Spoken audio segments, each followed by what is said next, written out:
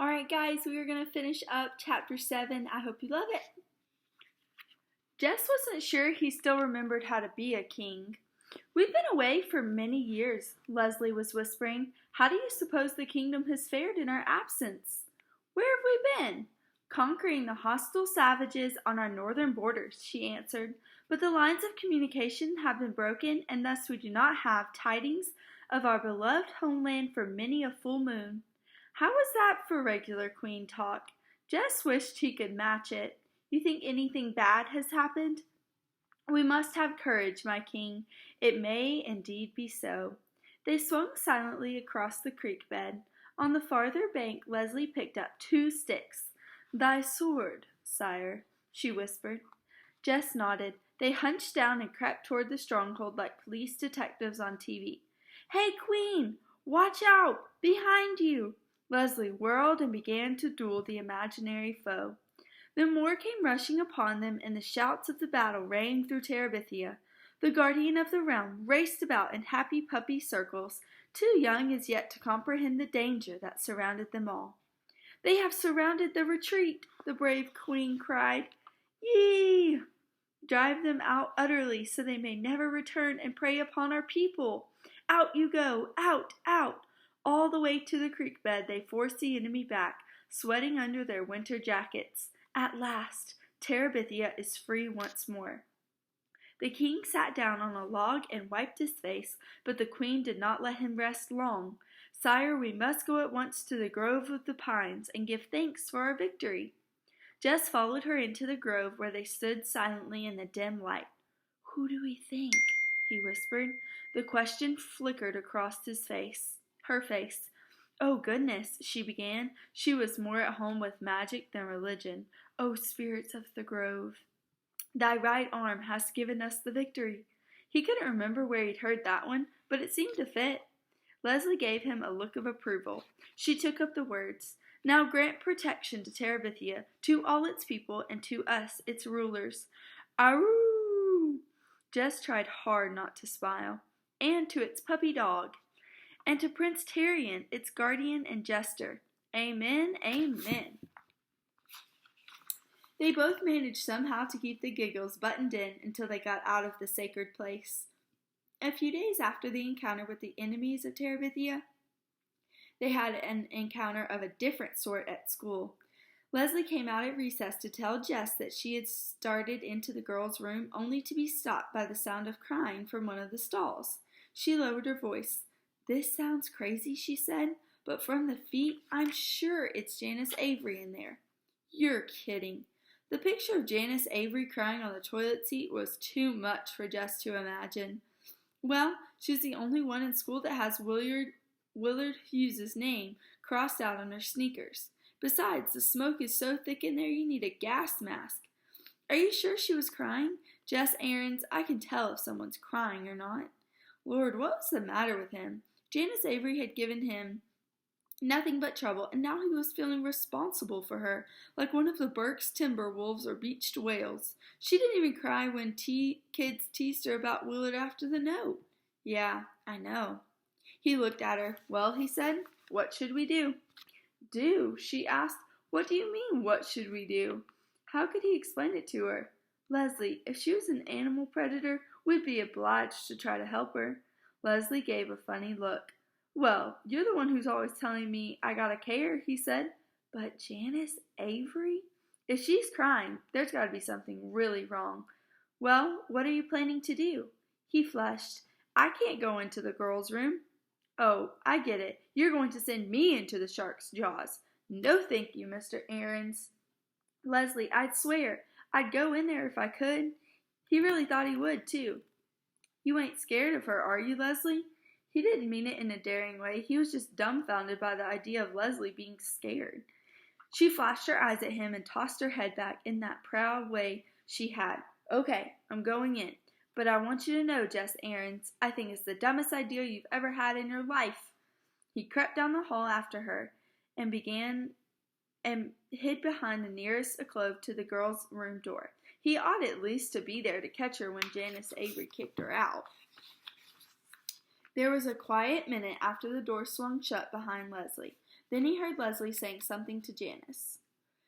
Next, a string of cuss words which were too loud to be blurred by the closed door. This was followed by some loud sobbing, not Leslie's, thank the Lord, and some sobbing and talking mixed up in the bell. He couldn't be caught staring at the door of the girls' room, but how could he leave? He'd be deserting in the line of fire. The rush of kids into the building settled in. He let himself be caught up in the stream and made his way to the basement steps, his brain still swirling with the sounds of cussing and sobbing. Back in the 5th grade classroom, he kept his eye glued on the door for Leslie. He half expected to see her come through, flattened straight out like a coyote on Roadrunner.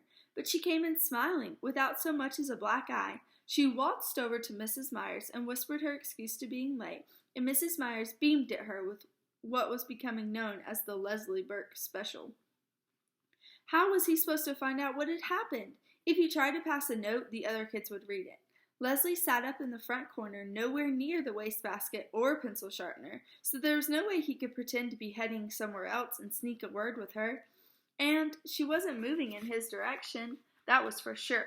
She was sitting straight up in her seat, looking as pleased with herself as a motorcycle rider who's just made it over 14 trucks.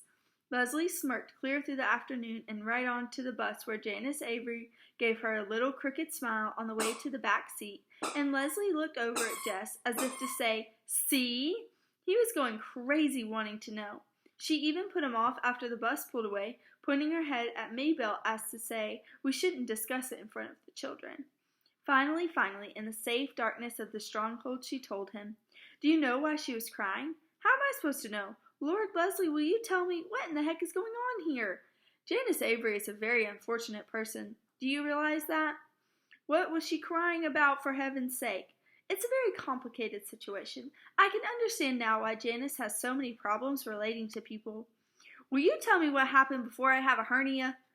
Did you know her father beats her? Lots of kids' fathers beat them. Will you get on with it? No, I mean really beats her. Kind of beatings that they take people to jail for. She shook her head in disbelief. You can't imagine. Is that why she was crying? Just because her father beats her? Oh no, she gets beaten up all the time. She wouldn't cry at school about that. Then what was she crying for? Well, Lord Leslie was loving this. She'd string him out forever. Well, today she was so mad at her father that she told her so-called friends Wilma and Bobby Sue about it. Yeah?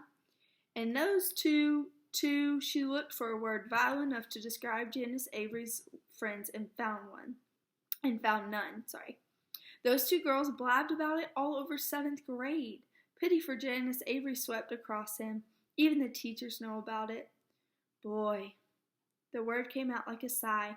There was a rule at Lark Creek more important than anything Mr. Turner made up and fussed about.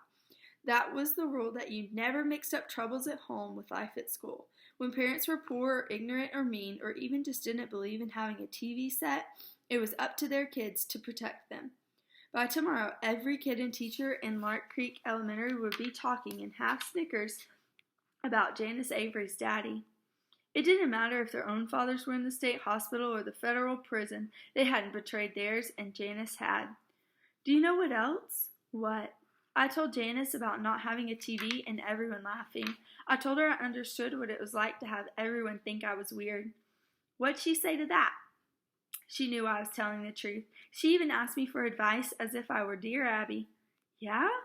I told her just to pretend she didn't know what on earth Wilma and Bobby Sue had said or where they had got such a crazy story, and everybody would forget about it in a week. She leaned forward, suddenly anxious. Do you think that was good advice?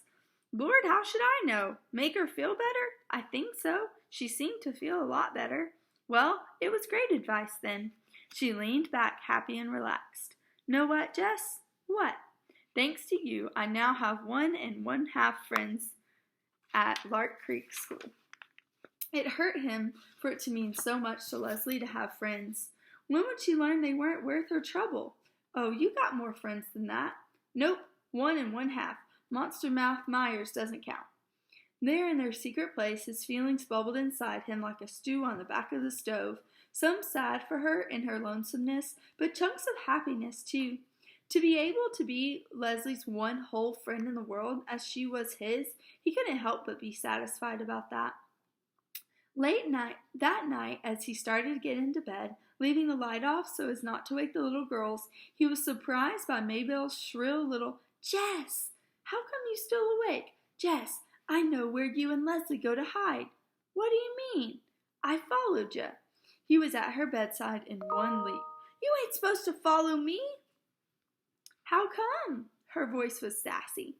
He grabbed her shoulders and made her look him in the face. She blinked in the dim light like a startled chicken. "You listen here, Maybelle Aarons," he whispered fiercely.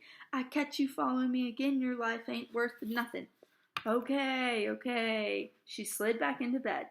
"Boy, you're mean. I ought to tell Mama on you." "Look, Maybelle, you can't do that. You can't tell Mama about where me and Leslie go," she answered with a little sniffling sound. He grabbed her shoulders again. He was desperate. "I mean it, Maybelle. You can't tell nobody nothing." He let her go. "Now I don't want to hear about you following me or squealing to Mama ever again. You hear? 'Cause if you do, or why not? 'Cause if you do, I'm going to tell Billie Jean Edwards you still wet the bed sometimes." "You wouldn't." "Boy, girl, you just better not try me." He made her swear on the Bible never to tell and never to follow, but he still lay awake a long time. How could he trust everything that mattered to him to a sassy 6-year-old? Sometimes it seemed to him that his life was as delicate as a dandelion, one little puff from any direction, and it was blown to bits.